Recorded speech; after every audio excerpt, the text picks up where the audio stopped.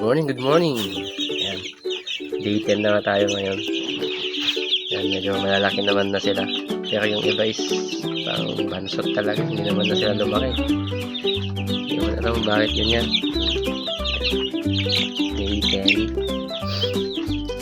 Tapos may sigla naman sila. Ayan.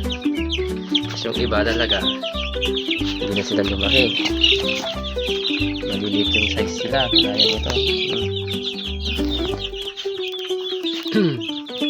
Yan, hindi magkumpulan. Kumain! Kumain!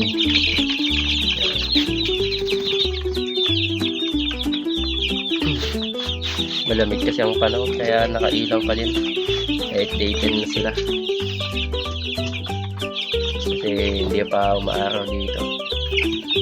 Sila. Ayan ito, maliit pa to.